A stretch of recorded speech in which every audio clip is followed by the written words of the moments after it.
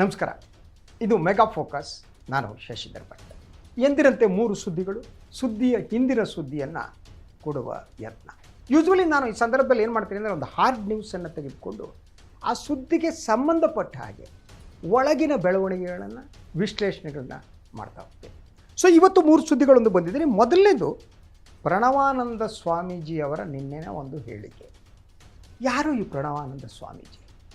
ಹೇಗೆ ಇದ್ದಕ್ಕಿದ್ದ ಹಾಗೆ ಅವರು ಮುಖ್ಯಮಂತ್ರಿ ಬದಲಿಸುವಂತಹ ಯತ್ನಕ್ಕೆ ಕೈ ಹಾಕಿದ್ದಾರೆ.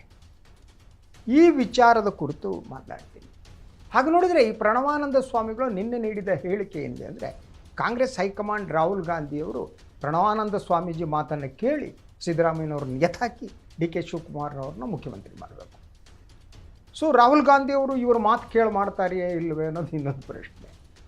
ಆದರೆ ಇತ್ತೀಚಿನ ವರ್ಷಗಳಲ್ಲಿ ಈ ಸ್ವಾಮೀಜಿಗಳ ಕಾಟ ಜಾಸ್ತಿ ಆಗ್ಬಿಟ್ಟಿದೆ.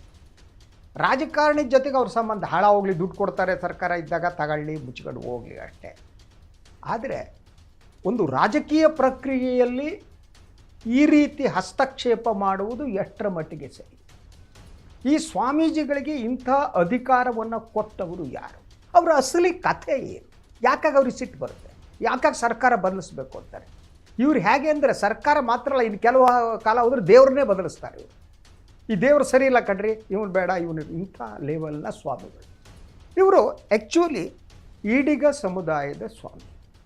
ಅವರು ಮಾತನಾಡೋದು ನೋಡಿದ್ರೆ ಗೊತ್ತಾಗುತ್ತೆ, ಮೂಲಭೂತವಾಗಿ ಅವರು ಕನ್ನಡಿಗರು ಇದ್ದಂತೆ ಕಾಣಲ್ಲ, ಅವರು ಮಲಯಾಳಿ ಅಂತೆ. ಅವರು ಇದ್ದಕ್ಕಿದ್ದ ಹಾಗೆ ಪ್ರತ್ಯಕ್ಷರಾದರು. ಸೊ ಕೆಳ ಸಮುದಾಯದ ಸ್ವಾಮಿ ಅಂಥೇಳಿ ಏನೋ ಒಂದು ಸಂಘಟನೆ ಮಾಡ್ಕೊಂಡ್ರು. ಅದಾದ ಮೇಲೆ ನಾನು ಈ ಸ್ವಾಮೀಜಿಯ ಹಿನ್ನೆಲೆಯನ್ನು ಪತ್ತೆ ಮಾಡೋದಕ್ಕೆ ಯತ್ನ ಮಾಡಿದೆ. ಏನು ಇವರು ಎಲ್ಲಿಂದ ಬಂದವರು ಅಂತ.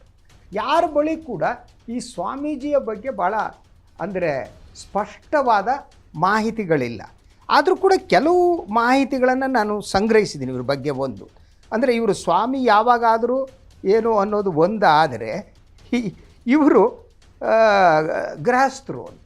ಅದು ನನಗೆ ಯಾರೋ ಹೇಳಿದ್ದು, ಮದುವೆಗಿದು ಹಾಕ್ಕೊಂಡು ಸಂತೋಷವಾಗಿದ್ದಾರೆ ಅಂತ. ಇರಲಿ ಬಿಡಿ, ನನಗೇನು ಆಕ್ಷೇಪ ಇಲ್ಲ, ಅವರು ಸಂತೋಷವಾಗಿರೋದು ಆಕ್ಷೇಪ ಇಲ್ಲ. ಆದರೆ ನನಗೆ ಒಂದು ಪ್ರಶ್ನೆ ಇರುವುದು ಅಂತ ಅಂದರೆ, ಈ ಸ್ವಾಮೀಜಿ ಯಾಕೆ ಬದಲಿಸುವಂತೆ ಹೇಳ್ತಿದ್ದಾರೆ ಅಂತ. ಇವರು ಹಿಂದುಳಿದ ವರ್ಗಗಳ ಸ್ವಾಮೀಜಿಯಾಗಿ, ಈಡಿಗ ಸಮುದಾಯದ ಸ್ವಾಮೀಜಿಯಾಗಿ ಯಾಕಾಗಿ ಅವರು ಸಿದ್ದರಾಮಯ್ಯನವರ ವಿರುದ್ಧ ಸಿಟ್ಟು ಅಂತ. ಒಂದು ಕುಟುಂಬ ಎಲ್ಲವನ್ನು ಇಟ್ಕೊಂಡು ಸ್ವಾಮಿ, ಮೂಲ ಕನ್ನಡಿಗರು ಅಲ್ಲ, ಕೇರಳದಿಂದ ಬಂದವರು. ಅದರ ಜೊತೆಗೆ ಈಡಿಗ ಸಮುದಾಯಕ್ಕೆ ಹಾಗೆ ನೋಡಿದರೆ ಸ್ವಾಮೀಜಿ ಅನ್ನುವರು ಒಂದು ಪರಂಪರೆ ಇರಲೇ ಇಲ್ಲ. ಅವರು ನಾರಾಯಣ ಗುರು ಅವರನ್ನು ನಂಬುವ ಸಮುದಾಯ.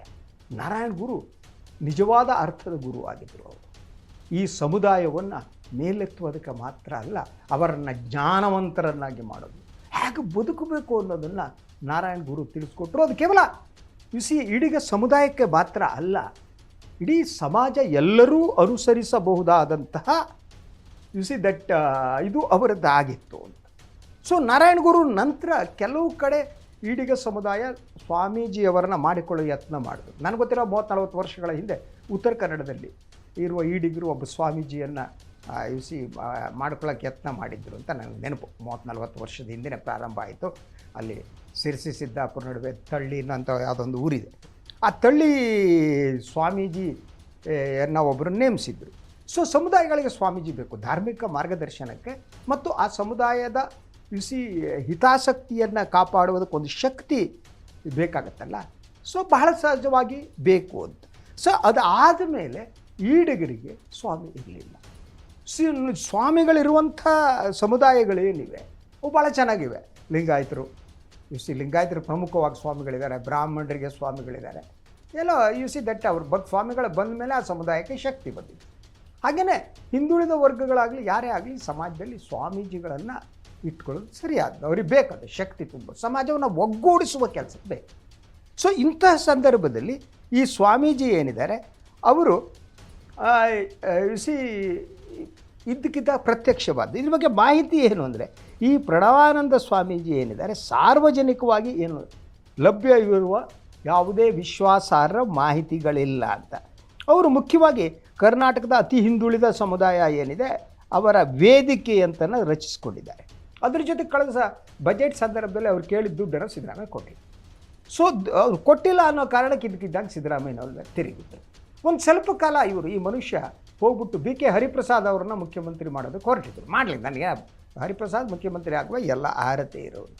ಇದ್ದಕ್ಕಿದ್ದಾಗೆ ಹರಿಪ್ರಸಾದನ್ನು ಕೈ ಬಿಟ್ಬಿಟ್ಟು, ಹರಿಪ್ರಸಾದ್ ಅಟ್ಲೀಸ್ಟ್ ಈಡಿಗ ಸಮುದಾಯಕ್ಕೆ ಸೇರಿದವರಾಗಿದ್ದರು, ಅವ್ರನ್ನ ಕೈ ಬಿಟ್ಬಿಟ್ಟು ಈಗ ಡಿ ಕೆ ಶಿವಕುಮಾರ್ ಅವ್ರನ್ನ ಹಿಡ್ಕೊಂಡಿದ್ದಾರೆ. ಸೊ ಕೆಲವು ದಿನಗಳ ಹಿಂದೆ ಎಲ್ಲ ಈ ಹಿಂದುಳಿದ ವರ್ಗದ ಇವ್ರದ್ದೇನು ವೇದಿಕೆ ಸ್ವಾಮೀಜಿಗಳಿದ್ದಾರೆ ಅವ್ರನ್ನೆಲ್ಲ ಕರ್ಕೊಂಡು ಇವರು ಡಿ ಕೆ ಶಿವಕುಮಾರನ್ನು ನೋಡಿ ಬಂದು ಪತ್ರಿಕಾ ಹೇಳಿಕೆ ನೀಡಿದರು. ಈಗ ನಿನ್ನೆ ಅವ್ರು ಹೇಳಿದ ಪ್ರಕಾರ ಸದ್ಯದಲ್ಲೇ ಒಂದೆರಡು ದಿನದಲ್ಲಿ ಡಿ ಕೆ ಶಿವಕುಮಾರ್ ಅವರನ್ನು ಅವರು ನೋಡುವ ಸಾಧ್ಯತೆ ಇದೆ. ಸೊ ಹಾಗಿದ್ದರೆ ಈ ಸ್ವಾಮೀಜಿ ಏನಿದ್ದಾರೆ, ಈ ಸ್ವಾಮೀಜಿ ಮೊದಲು ಏನಾಗಿದ್ದರು ಅನ್ನುವ ಮಾಹಿತಿ ಅದು ಕೂಡ ಅವರು ಒಂದು ರೀತಿ ದೈವಾಂಶ ಸಂಭೂತರ ಹಾಗೆ ಮೇಲಿಂದ ಇಳಿದು ಬಂದವರು. ಅವರ ಪೂರ್ಣಾಶ್ರಮ ಏನು, ಹಿಂದಿನ ಅವರ ವ್ಯಕ್ತಿತ್ವ ಯಾವುದು, ಯಾವುದರ ಬಗ್ಗೆಯೂ ಕೂಡ ಸ್ಪಷ್ಟವಾದ ಮಾಹಿತಿ ಸಿಗ್ತಾ ಇಲ್ಲ. ಹಿಂದವ್ರು ಯಾವ ಉದ್ಯೋಗ ಮಾಡ್ತಿದ್ರು, ಅವರಿಗೆ ಯಾರು ಉದ್ಯೋಗ ಇದೆಯೇ, ಅದ್ರ ಜೊತೆ ಸ್ವಾಮಿ ಆಗೋದಕ್ಕೆ ನಮ್ಮಲ್ಲೊಂದು ಪರಂಪರೆ ಇದೆ, ಒಂದು ಗುರು ಪರಂಪರೆ ಇದೆ. ಯಾರಾದರೂ ಒಬ್ಬರು ಸ್ವಾಮಿಗಳನ್ನ ಮಾಡಬೇಕು ಅಲ್ವಾ. ಇವ್ರಿಗೆ ಗುರು ಯಾರು ಮಾಡಿದ್ರು ಗೊತ್ತಿಲ್ಲ. ಇನ್ನು ನಾರಾಯಣ ಗುರು ಅವರನ್ನ ಗುರು ಅಂತ ಹೇಳಿಕೊಳ್ಳುವಂಥ ಅರ್ಹತೆ ಆದರೂ ಇವ್ರಿಗಿದೆಯಾ ಅನ್ನೋದು ನನಗೆ ಅನುಮಾನ ಇದೆ. ಅರ್ಹತೆ ಇದೆಯೋ ಇಲ್ವೋ ಅಂತ. ಆದರೆ ಅವರು ಹಲವಾರು ವಿವಾದಗಳನ್ನು ಅವರು ಸೃಷ್ಟಿಸಿದ್ದಾರೆ. ಒಂದು ನಿಮ್ಗೆ ಹೇಳಿದೆ, ಸಿದ್ದರಾಮಯ್ಯನವರ ಸರ್ಕಾರದ ಬಜೆಟ್ ವಿರುದ್ಧ ಅವರು ಆರೋಪ ಮಾಡಿದರು ಮತ್ತು ಪಾದಯಾತ್ರೆ ಮತ್ತು ಸಮುದಾಯ ರಾಜಕೀಯವನ್ನು ಕೂಡ ಅವರು ಮಾಡ್ತಾ ಬಂದಿದ್ದು. ಸೊ ಸಮುದಾಯದ ಬೇಡಿಕೆಗಳನ್ನು ಒತ್ತಾಯಿಸ್ತಾ ಅದರ ಹೆಸರಿನಲ್ಲಿ ಹಲವಾರು ಅಭಿಯಾನಗಳನ್ನು ಬೆಂಬಲಿಗರೊಂದೇ ನಡೆಸಿದ್ರು, ಮಾಡಿದರು. ಅದರ ಜೊತೆಗೆ ಇವರ ಬಗ್ಗೆ ಇವರ ಇತಿಹಾಸದ ಬಗ್ಗೆ ಯಾವುದೇ ರಾಷ್ಟ್ರೀಯ ಸ್ವಾಮಿಗಳು ಅಂತಿರ್ತಾರೆ, ನ್ಯಾಷನಲ್ ಸ್ವಾಮಿಗಳು. ನಮ್ಮ ಉಡುಪಿಯವರು ನ್ಯಾಷನಲ್ ಸ್ವಾಮಿಗಳು, ರಾಷ್ಟ್ರೀಯ ಸ್ವಾಮಿಗಳು. ಉಡುಪಿ ಪೇಜಾವರದವರು ಮೋದಿಯವ್ರು ಕರೀತಾರೆ, ಅಲ್ಲಿ ಹೋಗ್ತಾರೆ, ಮೋದಿ ಪಕ್ಕ ನಿಂತ್ಕೋತಾರೆ, ರಾಮ ಮಂದಿರ ಕಟ್ಟಿಸ್ತಾರೆ. ಆವಾಗ ಎಷ್ಟು ವಿವಾದ ಸಾಧ್ಯವೋ ಅಂಥ ವಿವಾದಾತ್ಮಕ ಹೇಳಿಕೆಗಳು ನೀಡ್ತಾರೆ. ಆದರೆ ಈ ಸ್ವಾಮೀಜಿ ಆ ಮಟ್ಟಕ್ಕೆ, ರಾಷ್ಟ್ರೀಯ ಮಟ್ಟಕ್ಕೆ ಬೆಳೆದಿಲ್ಲ ಇದು. ಸೊ ಇನ್ನು ಯಾರು ರಾಷ್ಟ್ರೀಯ ಮಟ್ಟಕ್ಕೆ ಬೆಳೆಸ್ತಾರೋ ಗೊತ್ತಿಲ್ಲ. ಆದರೆ ಇಲ್ಲಿ ಬೆಳೆದ್ಬಿಟ್ಟು ಈಗ ಅವರ ಕೆಲಸ ಅಂತಂದರೆ ಕರ್ನಾಟಕದ ರಾಜಕಾರಣವನ್ನು ಬದಲಿಸೋದು. ಸಿದ್ದರಾಮಯ್ಯನವ್ರನ್ನ ಬದಲಿಸಿ ಡಿ ಕೆ ಶಿವಕುಮಾರ್ ಮುಖ್ಯಮಂತ್ರಿ ಆಗಲಿ, ಅದು ನನಗೆ ಆಕ್ಷೇಪ ಇಲ್ಲ. ಎಸ್, ಅವ್ರು ಮುಖ್ಯಮಂತ್ರಿ ಆಗಬೇಕು, ಅವರ ಕೆಲಸ ಮಾಡಿದ್ದಾರೆ, ಕೂಲಿ ಕೇಳ್ತಾರೆ, ನೋ ಇಶ್ಯೂ ಅಬೌಟ್ ದ್ಯಾಟ್. ಆದರೆ ಅವರು ಮುಖ್ಯಮಂತ್ರಿ ಆಗೋದಕ್ಕೆ ಇಂಥ ಸ್ವಾಮಿಗಳ ಬೆಂಬಲ ಬೇಕು ಅವರಿಗೆ. ವಾಯ್? ಯಾಕೆ ಇಂಥವರ ಬೆಂಬಲವನ್ನು ತೆಗೆದುಕೊಂಡು ಮುಖ್ಯಮಂತ್ರಿ ಆದರೆ ನಾಳೆ ಇವರು ಇನ್ನೇನು ಮಾಡ್ಬೋದು, ಇನ್ನೇನು ಹೇಳಬಹುದು. ನಾನೇ ಡಿ ಕೆ ಶಿವಕುಮಾರ್ ಅವ್ರನ್ನ ಮುಖ್ಯಮಂತ್ರಿ ಮಾಡಿದೆ, ಅವರು ನಮ್ಮ ನಿಯಂತ್ರಣದಲ್ಲಿರಬೇಕು ಅನ್ನೋದು ಮತ್ತು ದಿನಕ್ಕೆ ಅವರ ಸ್ಟ್ಯಾಂಡನ್ನು ಬದಲಿಸೋದು. ಇವತ್ತು ಇವರು ಮುಖ್ಯಮಂತ್ರಿ ಮಾಡ್ತೀನಿ ಅನ್ನೋದು ಲಾಭ ಆಗಿಲ್ಲ, ಇನ್ನೊಬ್ಬರಿಗೆ ಮುಖ್ಯಮಂತ್ರಿ ಮಾಡ್ತೀನಿ ಅನ್ನೋದು. ಈಡಿಗ ಸಮುದಾಯ they should take it seriously. So ಇಂತಹ ಸ್ವಾಮಿಗಳ ಅಸಲಿ ಮುಖ ಇರುತ್ತಲ್ಲ, ಅದನ್ನು ಹೊರಹಾಕುವ ಕೆಲಸವನ್ನು ಸಮುದಾಯ ಮಾಡಬೇಕು. ಮತ್ತು ಈಡಿಗ ಸಮುದಾಯಕ್ಕೆ ನಾರಾಯಣ ಗುರುಗಿಂತ ದೊಡ್ಡ ಗುರು ಬೇಕಾಗಿಲ್ಲ. ಅವರ ತತ್ವಾದರ್ಶಗಳು ಸಾಕು. ನಾರಾಯಣ ಗುರು ಅವರನ್ನ ನೆನಪು ಮಾಡಿಕೊಂಡ್ರೆ ಸಾಕು. ಅವರಿಗೆ ಒಂದು ನಮಸ್ಕಾರ ಮಾಡಿದರೆ ಸಾಕು. ಇಂಥ ಸ್ಥಿತಿಯಲ್ಲಿ ರಾಜಕಾರಣ ಮಾಡುವ ಮೂರನೆಯ ದರ್ಜೆ ಸ್ವಾಮಿಗಳು ಈಡಿಗ ಸಮುದಾಯಕ್ಕೆ ಬೇಕಾ? ಹಾಗೆ ಅಗತ್ಯ ಇದೆ ಅಂತಂದರೆ ಒಬ್ಬ ಸ್ವಾಮೀಜಿಯನ್ನು ಮಾಡ್ಕೊಳ್ಳಿ, ನೋ ಪ್ರಾಬ್ಲಮ್. ಯಾರು ಸಮಾಜದ ಹಿತಾಸಕ್ತಿಯನ್ನು ಕಾಪಾಡ್ತಾರೆ, ಸಮಾಜದಲ್ಲಿ ಹೇಗಿರಬೇಕು ಅನ್ನೋದು ಅಂಥ ಸ್ವಾಮಿಗಳು ಇದ್ದರೆ ಅದು ತಪ್ಪಲ್ಲ. ಆದರೆ ಅದಕ್ಕೆ ಬದಲಾಗಿ ರಾಜಕಾರಣವನ್ನೇ ತಮ್ಮ ಮೂಲ ಉದ್ಯೋಗವನ್ನಾಗಿ ಮಾಡಿಕೊಂಡಂಥ ಸ್ವಾಮೀಜಿಗಳನ್ನು ಇಟ್ಟುಕೊಳ್ಳುವುದು ಆ ಸಮುದಾಯಕ್ಕೆ ಒಳ್ಳೆಯದಲ್ಲ ಅಂತ. ಇವ್ರು ಇನ್ನೇನು ಮಾಡ್ತಾರೋ ಗೊತ್ತಿಲ್ಲ. ಇನ್ನು ಪಾದಯಾತ್ರೆ ಶುರು ಮಾಡೋದು ಅನಿಸುತ್ತೆ. ಇವತ್ತು ನಾಳೆ ಡಿ ಕೆ ಶಿವಕುಮಾರ್ ಅವ್ರನ್ನ ನೋಡಿಬಿಟ್ಟು ನಂತರ ಏನು ಮಾಡ್ತಾರೋ ಗೊತ್ತಿಲ್ಲ.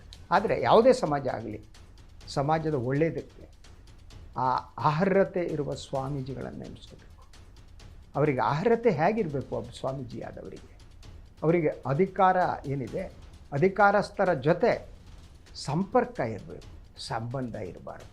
ಆ ಸಂಪರ್ಕ ಸಮುದಾಯವನ್ನು ಮೇಲೆತ್ತುವುದಕ್ಕಾಗಿರಬೇಕು ಹೊರತು ವೈಯಕ್ತಿಕ ಲಾಭಕ್ಕಾಗಲ್ಲ. ಅದರ ಜೊತೆಗೆ ಸಮಾಜವನ್ನು ಮೇಲೆತ್ತುವುದು ಹೇಗೆ?